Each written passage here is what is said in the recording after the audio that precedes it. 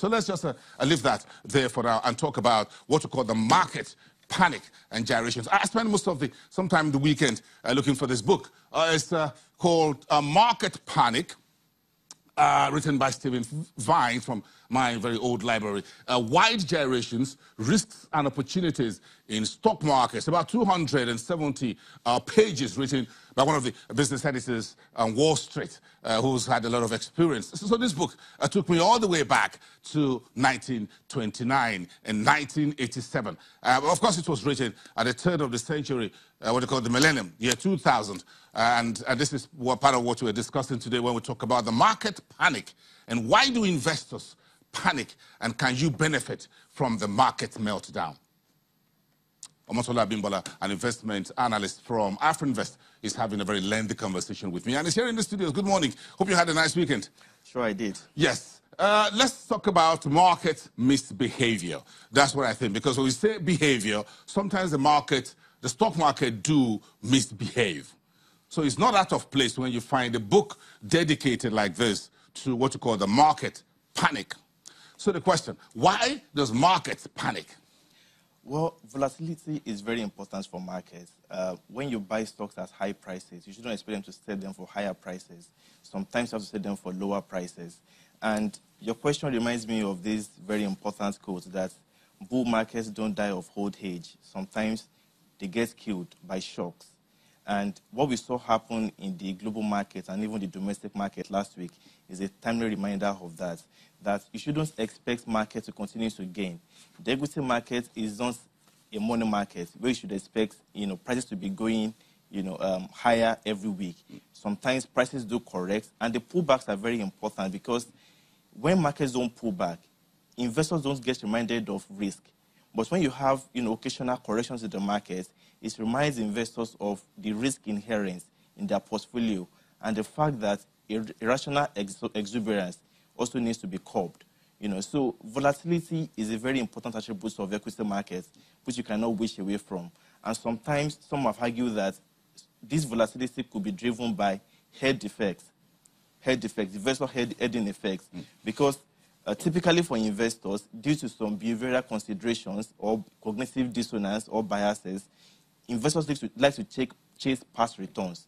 So if the markets have been doing very well in the past couple of weeks, investors would like to continue to chase that past return rather than ask the question, is there still potential for more gains going forward? For instance, at the beginning of the year, when we had a strong rally in small and mid-cap stocks, a number of our clients, they called and they were asking, which other penny stock do you have that can get 200% in 2 weeks? Really? That's a popular question. They were asking you folks if you can get 200% return. Exactly. Because, like I mentioned before, investors like to chase past returns. They don't question, they don't ask the question, what's the upside potential left in this stock that I'm buying? So when you have this kind of corrections or volatility in the market, it's a reminder that the assets you are buying is risky and irrational exuberance truly exists, and you must guide against that. That is an irrational expectation. Yes or not? If you're looking for a penny stock and you're looking for 200%, then you got to look elsewhere, but not this market, when you want 200% return in just 2 weeks. But sometimes the markets could get very, and there could be very serious euphoria, what you call the boom period. Correct. So if we take our minds back 10 years ago, then we fast-tracked about 2 years, 12 years, thereabout, where we had a major market boom, and everyone was interested. So that was another euphoria. That was another season of exuberance. Do you think sometimes investors get irrationally exuberant or when the market booms and looks like everything is sweet? Correct. They do get carried away sometimes. And for Nigeria particularly, because our business cycle as a country, it has a very close correlation with oil prices, right? So which is why typically Nigeria's bull markets, they get, like I said before, bull markets don't die of old age, but they get affected by shocks. They get killed by shocks. So when there is a shock in the global markets, external shocks regarding either oil prices or the global risk-on-risk-off investment environment, you typically see the impact being distilled into the local markets because a huge chunk of the investor base in the Nigerian market constitute foreign portfolio investors. who are very concerned about what's happening to the external environment. So, for instance, last week, when we saw the global sell-off in equity markets and even the bond markets as well, the major factor that drove that was because investors were expecting central bankers to begin to tighten monetary policy at a much more accelerated pace because of the increase in global deflation trend.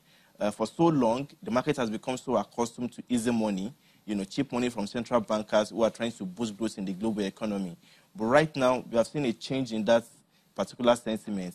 Growth has been very strong and been synchronized all over the world, every region, and 80% of the countries in the world today are growing, the highest on record. So growth is strong, inflation is getting back up, and if you look at the real policy interest rates in most advanced central banks, they're actually negative. So this is the right time for them to take a step back and start cutting that flow of easy money into the market. And it was a major shock that hit market last week. But fortunately enough, if you look at the trend of equity market has a very good history of recovering from market dips over the long period of time. That's what I read in this book. And I think that's one of the quick questions I'm asking we'll be chewing together when we come back after the break. We'll talk a little bit about market boom. We're going to talk about how to recognize the market bubbles. When we say the market is bubbling, that's a different bubbling. Then about the risk and opportunities. Then finally, how do I profit from both the boom and the bust, if I'm interested in that. You want to stay with us after the break to continue this conversation with Omotola Abimbola from Afrinvest.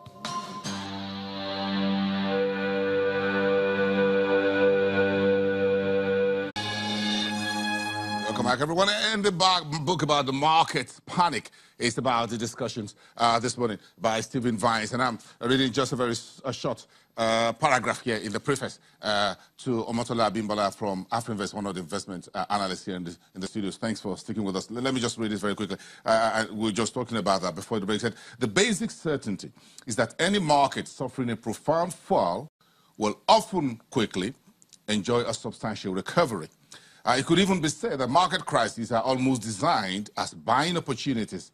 Yet, much of the literature on investing is devoted to telling investors how to avoid getting burned at times of crisis. End of quote. Speak to that. I agree with that submission. As an investor, you should know that volatility is your friend. You have to embrace it. Markets, volatility to the upside or to the downside, or both. They are your friend, and you have to take advantage of them. Let me give you an example. Warren Buffett is probably acknowledged as one of the most successful investors ever in the world. But in the early years of 2000, in the early 2000s, it was underperforming the market by a substantial margin because of the dot-com bubble. So he is not a tech investor. He invests basically in railroads, consumer discretionary, etc.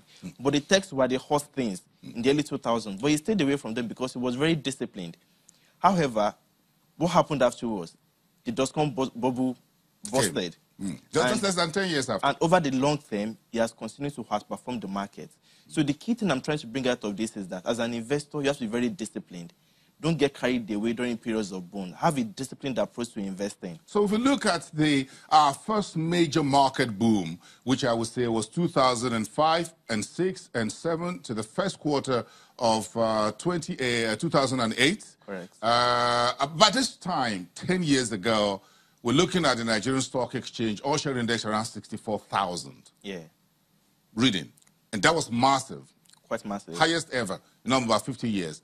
Then if you look at the market euphoria, 10 years ago, or by this time, 10 years ago, before the downturn came sometime in March of 2008, do you think that there's a bit of that euphoria that was not well managed by the expectation of investors, in particular the millennium boomers who are investing majority for the first time in their lives?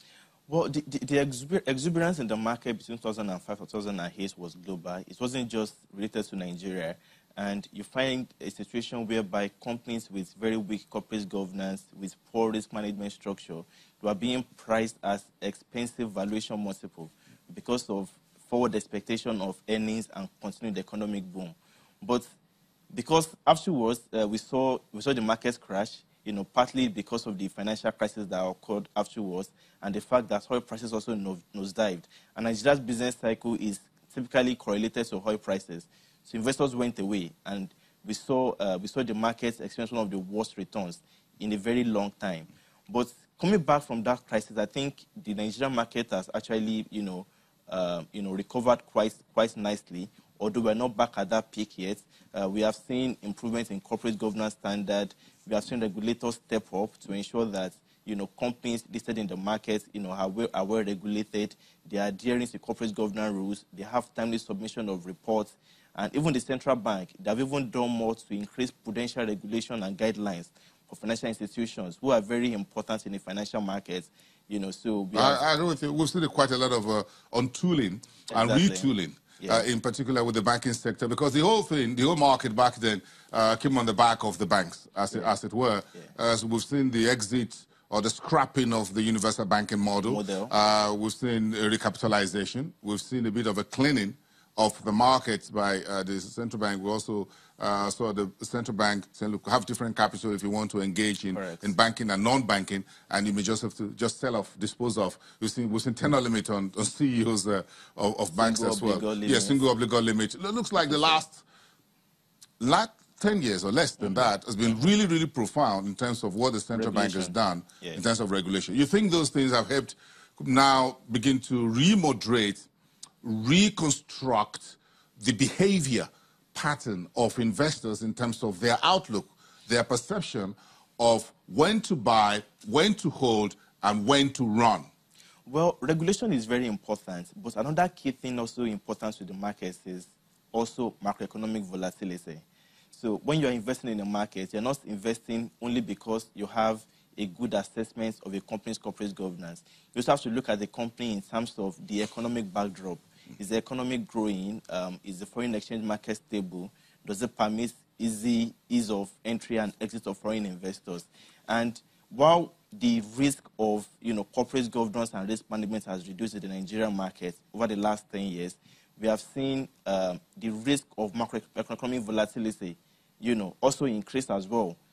Because of Nigeria's, like I've always mentioned, because of the close correlation of our business cycle, which was happening in the oil market, right? So you will see that the decline we saw in the market between 2014 and 2016, it was majorly driven by the macroeconomic volatility in the market. The risks from the macroeconomic space, and less from the regulatory side of things. Exactly. However, like we discussed earlier, the decline in the market then also provided a very attractive entry opportunity for most investors. The way to deal with volatility is this. Number one, you have to know the type of investor you are. Are you a long-term investor or a short-term investor? That's the key for you not to be too panicked during period of volatility. Investment profile, horizon. Horizon. Know who you are as an investor and know your investment horizon. If you're a long-term investor, during period of decline, if you have excess cash, that's the right time to put them to use. Like we have right now? Right now, that's the time to put them to use and buy stocks that you probably felt were overvalued before. So perhaps maybe you've been looking at some banking stocks, earlier in the start of the year, and you feel that the valuation multiples were elevated. But this sense pullback is also, an entry opportunity for you to buy the dip and re-enter these stocks. But that is if you have a long-term I'm not sure we have the whole time here to teach folks how to calculate this earnings multiples, whatever. So that means you need a professional. You do need a professional. Consult your broker, to discuss the options that you have. But if you're a long-term investor, you have two options during period of panic. You either use your excess cash to enter new positions, to rebalance your portfolio, or you just wait it out. You sit and you wait it out. For instance, in June 2014, before the onset of the global oil price crash, the oil share index was at around 39,000 points. Today, it's at 44,000 points. So if you had waited out the market cycle, you would still probably have a positive return on your portfolio. Although risk-adjusted and adjusted for opportunity cost, it should have been negative. But if you had waited out, you could possibly still have a positive portfolio today. So if you're a long-term investor, you have two options. Reinvest your excess cash or wait it out. But if you're a short-term investor and you have a shorter-term horizon and you can trade actively, that's the time for you to study technical indicators, relative strength, momentum, oscillators, etc. For you to find stocks that have, that presents attractive entry opportunity to outperform in the short term and for you to enter them. And further, because it's also very difficult for you to know whether you have reached the bottom. So if you are buying into stock because they have attractive technical indicators, you must set a stop loss order to ensure that even if you don't know where the bottom is, you're able to reduce the downside risk of your loss. At a point, by setting the stop loss. The stop loss. Because once you set that, it helps you get out before the roof comes down. Correct. On everybody's head. Correct. So that brings us to this very important, and you mentioned that much earlier, about what you call the head instinct. It's a bit called the animal instinct. If you watch the National Geo, or those of you who like the Animal Planet, watching those animals you see these animals in a groove, isn't it? In a flow of entering into, just going, but once one jumps into the water, and there are crocs all over the place. So that's what they call the head instinct, the animal instinct that says, follow the crowd, if you want to put it in a layman's language. So there are two ways in which you can get hot here, and I want you to explain. Should I follow the crowd when everybody is panicked? Should I run? And when everybody is saying the party is sweet, Boason, come in there, the door is open, have a glass of champagne, should I join them? Well, I will answer you with the quotes, with the commonly known quotes of Warren Buffett. I know you're going to go back to that. Yeah, he said, "Be fearful when others are greedy, and be greedy when others are fearful." I know. So while you are trying to chase the head, be very careful and wary of buying past returns. Always try to think forward. What's the upside potential going forward? Investors tend to buy past returns, which was already in yesterday's newspapers or news, isn't it? Correct. Rather than buying into the future, they're buying into the past. Because by the time their friends tell them at the beer parlor, or at the lunch, or over a pepper soup joint, or in the church, wherever, or the praying ground, that, oh, I made this, it's usually past tense. Because the guy is not going to tell him the first day. So I have made money 2 months ago, then I'm just telling him now because it has materialized. By the time I'm telling you, it's already past return. We don't want to lose out. I don't want to lose out. Investors suffer. So I go take current money and invest in yesterday's returns. You have to think much more about the future. So when we say stock market, what is the price of a stock really? Is it the past, the present, or the future? It's based on the future. That's why when we do valuation as analysts, we are usually more concerned about the forecast assumptions into the future. So when we do a discounted cash flow analysis, we are looking at forward earnings, profitability of a company to do our valuation. But luckily for us, I think the important thing to also note is that during periods of market pullbacks, rather than being so panicky, it's very important for an investor to ask the question that what's driving this market's downturn? Is it a cyclical factor or a structural one? Would it have a long-term effect or is it just a short-term, profit-taking sentiment? So by and large, I would say that the recent downturn we are seeing in the market, exhibited by the 3.5% decline in the All-Share Index last week, is probably much more a cyclical factor. In terms of real fundamentals, not so much have changed. Global growth is still very strong, right?